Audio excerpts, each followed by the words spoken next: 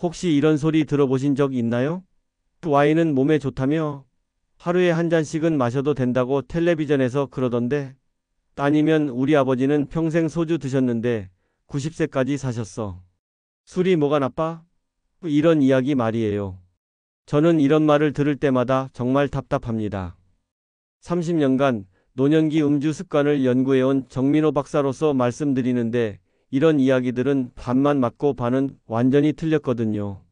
특히 60대 이후에는 더더욱 위험한 생각입니다. 제가 왜 이렇게 확신하냐고요?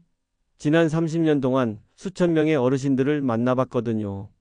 그 중에는 80대까지 술을 즐기면서도 건강하신 분들도 있었고 반대로 60대 초반부터 술 때문에 고생하시는 분들도 많았어요. 그런데 정말 신기한 게 뭔지 아세요? 건강하게 술을 즐기시는 분들과 그렇지 않은 분들 사이에는 딱 하나의 차이점이 있었어요. 마시는 양의 차이가 아니에요. 어떤 술을 마시는지의 차이도 아니고요. 정말 사소해 보이는 습관 하나의 차이였습니다. 실제로 제가 만난 한 분은 이렇게 말씀하셨어요. 박사님, 저는 친구들보다 술을 적게 마시는데 왜 저만간 수치가 높게 나올까요? 그래서 자세히 물어봤더니 그분은 항상 공복에 술을 드시더라고요. 친구들은 안주를 먼저 드시는데 말이죠. 아, 그리고 정말 충격적인 사실 하나 더 알려드릴게요. 60대 이후부터는 20대 때와 똑같은 방식으로 술을 마시면 정말 위험합니다. 왜냐하면 간의 해독 능력이 절반 이하로 떨어지거든요. 근육량도 줄어들어서 같은 양의 술도 몸에 훨씬 오래 남게 되고요.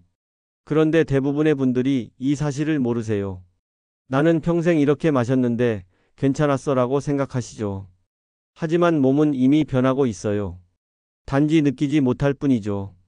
예를 들어 예전에는 술을 마신 다음날 아침에 일어나도 별로 피곤하지 않았는데 요즘에는 뭔가 개운하지 않으시죠? 그냥 나이 들어서 그런가 보다 하고 넘어가시는데 사실 이게 신호예요. 여러분의 몸이 이제는 예전과 다르게 관리해달라고 보내는 신호인 거죠. 오늘 영상에서는 이런 변화에 맞춰서 어떻게 술을 마셔야 하는지 구체적인 방법들을 알려드리겠습니다. 술을 완전히 끊지 않으면서도 건강을 지키는 7가지 원칙과 함께 왜 60대 이후 술이 더 위험해지는지도 과학적 근거와 함께 설명해 드릴게요. 특히 마지막에 말씀드릴 단 하나의 습관은 정말 중요해요. 이것만 지켜도 술을 마시면서 건강을 지킬 수 있거든요. 그런데 많은 분들이 이걸 모르고 계세요. 혹시 여러분은 술을 마실 때 어떤 기준으로 조절하고 계신가요? 그냥 기분 내키는 대로 마시시나요? 아니면 나름의 원칙이 있으신가요? 댓글로 여러분의 방식도 함께 나눠주세요. 서울 강남구에 사는 70세 김동수님 이야기부터 들려드릴게요. 이분은 정말 재미있는 분이셨어요. 저를 처음 만났을 때 이렇게 말씀하시더라고요. 박사님, 저는 술을 끊을 생각이 전혀 없어요. 그런데 우리 며느리가 자꾸 잔소리해서 왔습니다. 김동수님은 평생 친구들과의 술자리를 즐기셨거든요. 특히 매주 금요일마다 모이는 고등학교 동창회가 삶의 큰 낙이었죠. 박사님, 우리가 벌써 만난 지 50년이 넘었어요. 이 나이에 친구들 만나서 술 한잔 하는 게 무슨 죄예요? 하시면서 약간 삐져 계시더라고요. 그런데 문제가 생겼어요. 어느 날 건강검진에서 간 수치가 높다는 이야기를 들은 거예요. 수치가 정상의 2배 가까이 나왔대요. 의사는 당장 금주하라고 했고 가족들은 난리가 났죠. 특히 며느리분이 아버님, 이제 술 그만 드셔야 해요. 라고 강력하게 말씀하셨다고 해요. 김동수님은 정말 고민이 많으셨어요. 박사님, 제가 술을 끊으면 친구들과 뭘 하며 지내죠? 그냥 차나 마시면서 앉아있자니 뭔가 썰렁하고. 그렇다고 혼자 집에만 있을 수도 없고. 정말 진지하게 고민하고 계시더라고요. 그래서 제가 물어봤어요. 어르신, 술자리에서 보통 어떻게 드세요? 그랬더니 김동수님이 하시는 말이 저는 배고플 때 가거든요. 저녁 먹기 전에 만나서 술부터 쭉 마시고 나중에 안주 시켜 먹고 그래요. 그게 더 술맛도 좋고. 바로 이거구나 싶었죠. 그래서 제가 30년 연구 경험으로 찾아낸 간단한 원칙들을 알려드렸어요. 어르신, 술을 끊으실 필요 없어요. 대신 이렇게 해보세요. 첫 번째, 친구들 만나기 전에 집에서 간단하게라도 뭔가 드시고 가세요. 바나나 하나라도 좋으니까요. 두 번째, 술 한 잔 마실 때마다 물 한 컵씩 꼭 같이 드세요. 세 번째, 안주를 기름진 것 대신 두부찌개나 나물 같은 걸로 바꿔보세요. 김동수님이 처음에는 에이, 그런 걸로 뭐가 달라져요? 라고 하시더라고요. 하지만 워낙 며느리 잔소리가 심하셔서 어쩔 수 없이 해보겠다고 하셨어요. 그런데 정말 놀라운 일이 일어났어요. 한 달 후에 김동수님이 저한테 전화를 하셨거든요. 박사님, 신기해요. 술을 똑같이 마셨는데 다음 날이 예전보다 훨씬 개운해요. 그러시더라고요. 더 놀라운 건 두 달 후였어요. 재검사를 받으러 갔는데 간 수치가 정상으로 돌아온 거예요. 김동수님이 얼마나 신났는지 박사님, 우리 며느리가 깜짝 놀랐어요. 술을 끊지도 않았는데 어떻게 이런 일이 가능하냐고. 그뿐만 아니에요. 전에는 술을 마신 다음날 오후까지 피곤했는데 이제는 아침에 일어나도 개운하다고 하시더라고요. 동창회 모임도 계속 다니시면서 말이죠. 친구들도 동수야, 내가 뭔 비법이라도 있냐? 고 물어본다고 웃으시면서 자랑하셨어요. 사실 김동수님만의 이야기가 아니에요. 제가 만난 또 다른 분인 68세 박영희 님도 비슷한 경험을 하셨거든요. 이분은 매일 저녁 와인 한 잔씩 드시는 분이셨는데 어느 순간부터 밤에 자주 깨시는 거예요. 이상해요. 와인이 잠도 잘 오게 해준다고 하는데 오히려 잠을 못 자겠어요. 박영희 님께도 똑같은 원칙을 알려드렸더니 일주일 만에 수면이 좋아지셨어요. 특히 와인을 마시는 시간을 저녁 8시에서 6시로 앞당기고 물을 함께 마시기 시작하신 후로 밤에 깨는 일이 없어졌다고 하시더라고요. 여러분, 이게 바로 제가 발견한 비밀입니다. 술을 끊는 게 답이 아니라 똑똑하게 마시는 방법을 아는 게 진짜 답이에요. 60대 이후부터는 몸이 변하는데 대부분의 분들이 이 변화를 모르고 예전 방식 그대로 드시거든요. 오늘 이 영상에서 말씀드릴 내용은 여러분의 음주 관리 방식을 완전히 바꿀 수 있는 중요한 지혜입니다. 김동수님처럼, 박영희님처럼 여러분도 분명히 변화를 경험하실 수 있어요. 하지만 이 이야기를 끝까지 듣고 실천하셔야만 진정한 변화를 경험할 수 있습니다. 혹시 아직 구독과 좋아요를 누르지 않으셨다면 지금 바로 눌러주세요. 이 채널은 여러분의 건강한 노년을 응원합니다. 이런 중요한 정보를 더 많은 분들이 알 수 있도록 구독과 좋아요로 응원해주세요. 끝까지 보지 않으시면 가장 중요한 실천법을 놓치게 됩니다. 특히 마지막에 나올 단 하나의 습관을 모르시면 지금까지의 노력이 의미 없어질 수 있어요. 뒤에 나올 7가지 원칙 중에서도 가장 효과가 빠른 방법이 숨어 있거든요. 김동수님이 가장 놀라워했던 것도 바로 그 방법이었어요. 박사님, 이렇게 간단한 걸 왜 진작 몰랐을까요? 술을 끊으려고 얼마나 스트레스 받았는데. 라고 하시더라고요. 여러분의 식습관과 음주 습관을 바꾸는 작은 실천만으로도 충분히 김동수님처럼 건강해질 수 있어요. 술을 포기하지 않으면서도 가족들 걱정을 덜어드릴 수 있고 친구들과의 소중한 시간도 계속 지킬 수 있거든요. 그래서 이제는 우리 일상에서 술과 건강의 균형을 지키는 구체적인 법칙들을 하나씩 자세히 살펴보겠습니다. 먼저 간 기능 저하부터 이야기해 보겠습니다. 나이가 들면 간세포의 회복 속도가 느려지고 해독 효소 활동이 떨어집니다. 같은 양의 술도 몸에 더 오래 남게 되는 이유죠. 한국영양학회 연구에 따르면 60대 이후 간 효소 활성도가 40% 이상 감소한다고 합니다. 68세 박영수님은 예전과 같은 양을 마셨는데도 다음날 머리가 무겁고 피로가 심해졌다고 하셨어요. 이런 분들께는 마시는 양을 줄이기보다 마시는 속도와 횟수를 조절하라고 말씀드립니다. 그리고 간 해독에 도움되는 단백질 섭취를 꾸준히 유지하는 것도 중요해요. 여러분은 예전보다 술이 더 부담스럽게 느껴지신 적 있나요? 두 번째는 대사 능력 저하입니다. 나이 들수록 혈액순환과 대사가 느려지거든요. 한국노화학회에 따르면 65세 이상은 알코올 대사 속도가 평균의 60% 이하로 떨어진다고 해요. 72세 김정수님은 예전엔 괜찮던 양도 이제는 며칠씩 피로가 이어진다고 말씀하셨습니다. 이런 경우에는 술을 마신 다음날 충분한 수분과 휴식을 통해 간의 회복 시간을 확보해야 합니다. 특히 연속 음주는 간의 회복 시간을 빼앗으니까 피해야 해요.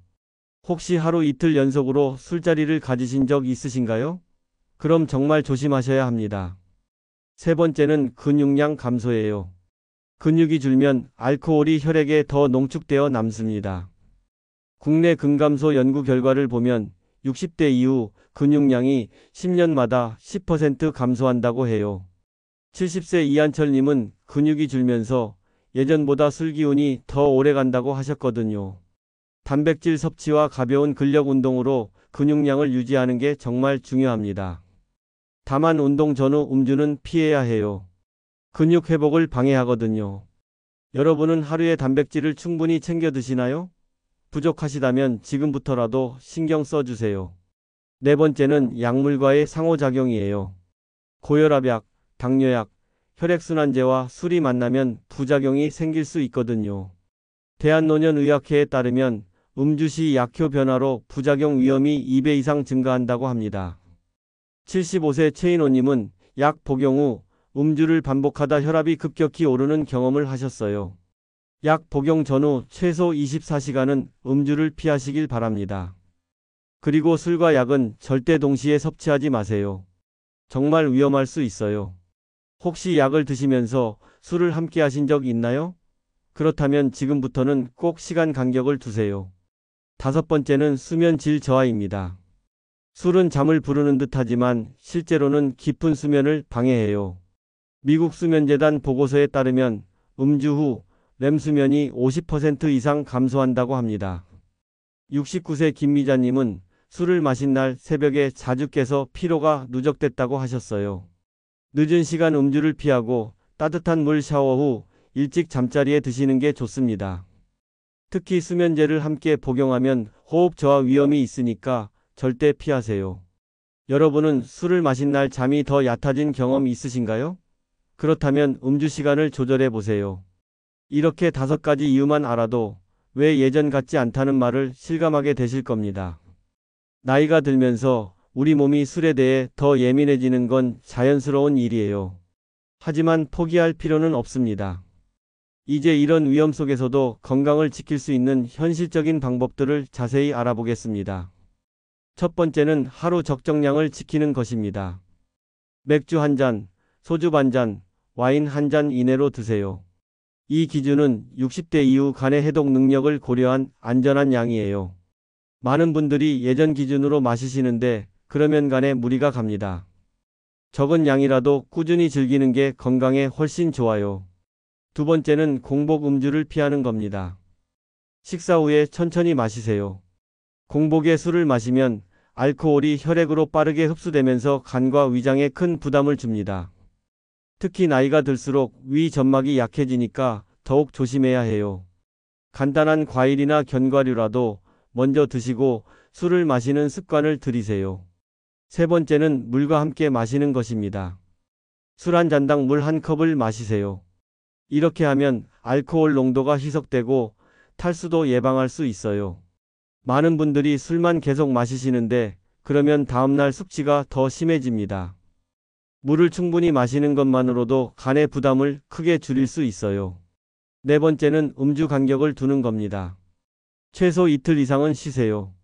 간이 완전히 회복되려면 시간이 필요해요. 매일 조금씩 마시는 것보다 이틀 걸러 한 번 마시는 게 훨씬 건강합니다. 간에게 휴식을 주는 시간이 정말 중요해요. 술을 마시지 않는 날에는 간 해독에 도움되는 차나 물을 많이 드세요. 다섯 번째는 단백질과 채소 안주를 선택하는 것입니다. 두부, 계란, 생선, 각종 나물이 좋은 안주예요. 단백질은 간 회복에 도움이 되고 채소는 알코올 분해에 필요한 비타민을 공급해 줍니다. 기름진 안주나 짠 안주는 간과 신장에 부담을 주니까 피하세요. 여섯 번째는 짠 음식과 기름진 음식을 피하는 겁니다. 술과 함께 짠 음식을 먹으면 혈압이 올라가고 부종이 생길 수 있어요. 특히 고혈압 약을 드시는 분들은 더욱 조심하셔야 합니다. 기름진 음식은 소화에도 부담을 주고 간 지방 축적을 늘려요. 담백한 음식으로 안주를 선택하세요. 일곱 번째는 다음날 관리입니다. 술을 마신 다음 날에는 30분 정도 가볍게 걸으시고 수분을 충분히 보충하세요. 가벼운 운동은 혈액순환을 도와 알코올 배출을 빠르게 하고 충분한 수분 섭취는 탈수를 막아줍니다. 과일이나 미음 같은 소화하기 쉬운 음식으로 간을 쉬게 해주는 것도 좋아요. 이 술은 몸에 좋다는 광고 문구에 속지 마세요. 어떤 술이든 체질과 약물, 나이에 따라 전혀 다른 결과가 나타납니다. 음주 전후로 물을 충분히 마시고 술 다음 날에는 과일과 미음으로 간을 쉬게 하는 게 가장 확실한 방법이에요. 여러분은 이 7가지 중 몇 가지를 실천하고 계신가요? 하나씩이라도 실천해 보시면 분명 차이를 느끼실 겁니다. 작은 실천 하나가 간과 혈관을 지키는 큰 힘이 되거든요. 이제 오늘 내용을 정리하며 마무리하겠습니다. 오늘 이야기의 핵심은 간단합니다. 술은 끊는 것이 목적이 아니라 관리하는 법을 배우는 것입니다. 60대 이후부터는 우리 몸이 술에 대해 더 예민해지니까 예전과 다른 방식으로 접근해야 해요. 간 기능이 떨어지고 대사 능력이 느려지고 근육량이 줄어드는 건 자연스러운 노화 과정이거든요. 하지만 이런 변화를 알고 대응하면 충분히 건강을 지킬 수 있습니다. 적정량을 지키고 공복을 피하고 물과 함께 천천히 즐기면 술이 독이 아닌 삶의 여유가 될 수 있어요. 특히 단백질과 채소 안주를 선택하고 음주 간격을 두는 것만으로도 간의 부담을 크게 줄일 수 있습니다. 반대로 오늘만 괜찮겠지라는 생각으로 과음을 반복하면 그 한 번이 쌓여 건강을 무너뜨립니다. 약물과의 상호작용이나 수면 질 저하 같은 문제들이 서서히 나타나기 시작해요. 잘못 관리하면 간 수치 상승, 혈압 불안정, 만성 피로, 수면 장애까지 이어질 수 있거든요. 하지만 제대로 관리하면 어떨까요? 간 기능이 안정되고 피로감이 줄어들고 수면의 질이 좋아집니다. 친구들과의 술자리도 부담 없이 즐길 수 있고 가족들도 안심하게 되죠. 김동수님처럼 건강검진 결과도 좋아지고 말이에요. 지금 당장 실천할 수 있는 단 하나의 제안이 있다면 오늘 한 잔을 마시더라도 반드시 물 한 컵을 곁들여 마시세요. 이 작은 행동이 간을 지키는 첫걸음이 됩니다. 술 한 잔, 물 한 컵 이 원칙만 지켜도 다음날 컨디션이 확실히 달라질 거예요. 그리고 앞으로는 음주 후 이틀은 쉬는 습관을 들이세요. 간이 완전히 회복할 시간을 주는 거예요. 안주도 두부나 채소 위주로 바꿔보시고 공복 음주는 절대 피하세요. 이 4가지만 실천해도 60대 이후 건강한 음주 관리의 기본은 다 갖춰집니다. 다음 영상에서는 술 다음날 피로가 오래가는 이유와 회복을 빠르게 하는 3가지 비밀 습관을 알려드리겠습니다. 간단한 음식 조합과 생활 습관만으로도 숙취 회복 속도를 2배 이상 빠르게 할 수 있는 방법들이에요. 여러분은 술을 마실 때 어떤 습관을 지키고 계신가요? 오늘 알려드린 7가지 중에 실천해 볼 만한 것이 있으셨나요?